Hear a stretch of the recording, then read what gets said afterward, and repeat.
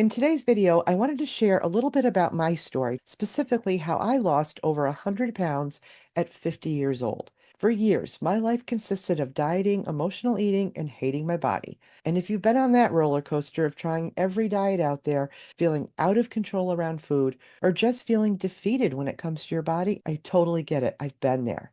But here's the thing, if I could make these changes, you can too. So let's get into the three biggest things that helped me change my relationship with food and my body and finally lose the weight for good. The first thing I had to do to lose over 100 pounds was to stop dieting and actually normalize food and eating. Now, I spent decades dieting. It was like chasing this impossible goal, always thinking that the next one had to be the answer. And every time I started a new diet, I'd be really full of hope and excitement, and I'd tell myself that this time would be different, but it never was. I'd lose some weight for sure, but the minute I messed up or had a bad day, I was right back to square one and starting all over again. That pattern of restriction followed by binging was a cycle that I could not break, and it left me feeling like I had no control over food. I believed that if I could just find the perfect plan or stick to the rules, just maybe I'd finally be at peace and be able to lose my weight. It took me a long time to realize that diets were never the solution. In fact, they were keeping me trapped in this crazy cycle. So I did something really radical. I stopped dieting. I let go of all the rules. And instead of telling myself what I could and couldn't eat, I asked myself what I needed. What foods made me feel good, satisfied me, and energized me? What meals left me feeling nourished, not just physically, but also emotionally,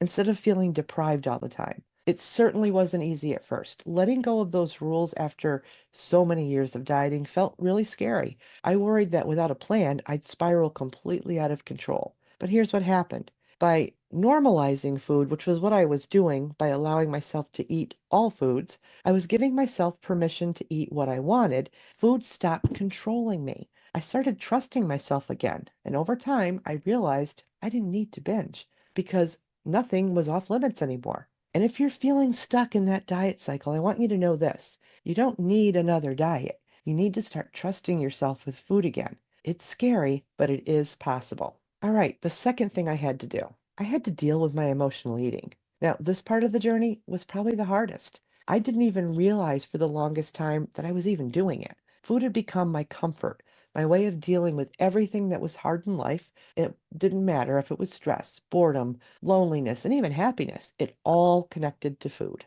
I remember many nights just standing in my kitchen, eating anything that wasn't nailed down, just to fill an emptiness that I didn't know how to address any other way. And after every episode, I'd feel so much shame. I'd tell myself that I was weak, that I didn't have enough willpower, and nothing was ever going to change. But what I've learned since then is that emotional eating isn't about weakness, it's about an unmet need. So for so long, I didn't know how to deal with my feelings. So I turned to food because it was there and it worked, at least in the short term. But once I realized that emotional eating was a signal, not a problem, everything shifted. I started paying attention to what I really was feeling in those moments when I was reaching for food. And instead of ignoring those feelings or pushing them down, I sat with them. I asked myself, what do I really need right now? Sometimes it was rest. Sometimes it was connection. And sometimes it was just a reminder that it's okay to feel uncomfortable without numbing it with food. So if you struggle with emotional eating, I want you to know that it's not something that you need to be ashamed of. It's part of who we are. We're human with real emotions. And it's just a part of you that's trying to help you out. And once you start listening to what that part really needs, you can begin to heal. So, the last big shift I made in losing 100 pounds was to learn how to take care of my body, even when I didn't love it. This part is hard because we're often told we need to reach a certain way or look a certain way to finally start taking care of ourselves. Kind of like that whole thing where you tell yourself, when I lose weight, then I'll do this. But that idea kept me stuck for far too long. I used to think, why bother taking care of a body I didn't even like? What I realized, though, is that taking care of my body wasn't about liking how I looked. It was about learning how to respect and care for it because it's the only body I have. I began by moving my body in ways that felt good, like walking and stretching and yoga. I paid attention to how different foods made me feel, and then I tried to eat in ways that gave me energy and left me satisfied. It certainly wasn't about punishing myself or forcing myself into a workout plan that I absolutely hated. It was about showing up for my body in a way that felt kind, even if I wasn't feeling great about it yet. Now, over time, something pretty amazing happened. As I started taking care of my body, I started to feel better in it. I didn't have to wait until I hit a certain weight to feel good. I felt good because I was taking care of myself, and that made all the difference. So if you're struggling to feel good in your body, start small. Start with something that feels doable, whether it's getting a little more sleep, drinking a little more water, or going for a walk. You don't have to love your body right now, but you can still take care of it. And that's where change starts.